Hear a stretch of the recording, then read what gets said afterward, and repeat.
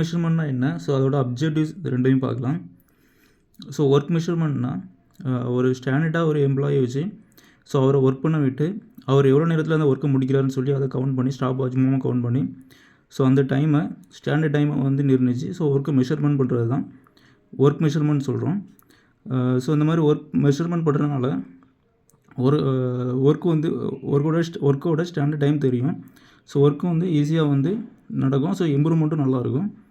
அதோட அப்ஜெக்டிவ்ஸ் என்னென்னு பார்க்கலாம். Objectives of work measurement to reduce or eliminate non productive time. So இந்த மாதிரி ஒர்க்கு மெஷர்மெண்ட் பண்ணுறதுனால ப்ரொடக்டிவிட்டி டைம் வந்து இன்க்ரீஸ் ஆகும். இப்போ வந்து ஒரு ஒர்க் நடக்குதுன்னா ஸோ அந்த ஒர்க்கு நடக்கிறதுக்கு ரெண்டு விஷயம் தேவை. ஒன்று மிஷின் இருக்கணும், அந்த ஒர்க் பண்ணுறதுக்கு மிஷின் இருக்கணும். ஸோ ரெண்டாவது அந்த ஒர்க் பண்ணுறதுக்கு லேபர் இருக்கணும். ஸோ இப்போ ஒர்க் மெஷர்மெண்ட் பண்ணுறதுனால ஒருவேளை நார்மலாக 5 நிமிஷத்தில் ஒரு ஒர்க்கு முடிக்கணும்னா ஸோ அது 10 நிமிஷம் ஆகுதுன்னா ஸோ ஒருவேளை அப்போ மிஷினில் ஏதாச்சும் ப்ராப்ளம் இருக்குன்னு சொல்லி அதை ஐடென்டிஃபை பண்ணி அதை கவர் பண்ணலாம்.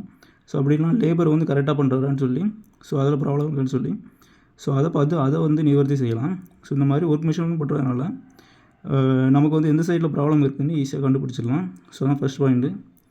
ஸோ ரெண்டாவது to fix the standard time for doing a job.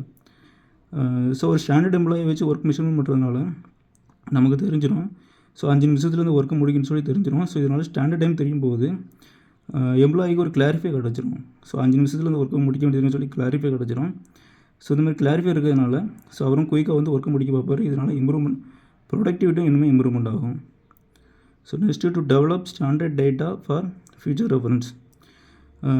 So ஒரு ஸ்டாண்டர்ட் டேட்டா நமக்கு தெரிஞ்சிடும். ஸோ இந்த ஒர்க்கை முடிக்கிறதுக்கு 10 நிமிஷம் ஆகுதுன்னு சொல்லி ஒரு ஸ்டாண்டர்ட் டேட்டா தெரிஞ்சிடும். ஸோ இந்த மாதிரி இருக்கிறதுனால ஒரு கஸ்டமர் தான் நம்மக்கிட்ட ஒரு 500 பீஸ் வந்து ரெடி பண்ண சொல்லி கேட்குறாங்கன்னா ஸோ நெக்ஸ்ட் மந்த் கேட்கும்போது ஸோ நமக்கு கரெக்டான ஸ்டாண்டர்ட் டேட்டா இருக்கிறதுனால ஒரு ஒர்க் பீஸ் முடிக்கிறதுக்கு 5 நிமிஷம் ஆகுது அப்படின்னு சொல்லிட்டு ஸ்டாண்டர்ட் டேட்டா இருக்கிறதுனால ஸோ 500 ஒரு பீஸ் முடிக்கிறதுக்கு ஸோ இவ்வளோ டைம் ஆகும், ஒரு நாள் எடுக்குன்னு சொல்லி கரெக்டாக கண்டுபிடிச்சி அந்த கஸ்டமரை சொல்லிடலாம். ஸோ ஒரு நாளில் முடிச்சு கொடுப்போம்னு சொல்லிடலாம். ஸோ இந்த மாதிரி ஸ்டாண்டர்ட் டேட்டா இருக்கிறதுனால ஃபியூச்சர் ரெஃபரன்ஸுக்கும் நம்மளால் இதை யூஸ் பண்ண முடியும். So next to improve the method. So இந்த ஒர்க் மெஷர்மெண்ட் பண்ணுறதுனால ப்ரொடக்டிவிட்டி இம்ப்ரூவ்மெண்ட் ஆகும். ஸோ இதனால் நமக்கு ஸ்டாண்டர்ட் டேட்டா தெரியுதுனால ப்ரொடக்டிவிட்டி இம்ப்ரூவ்மெண்ட்டும் நல்லாயிருக்கும்.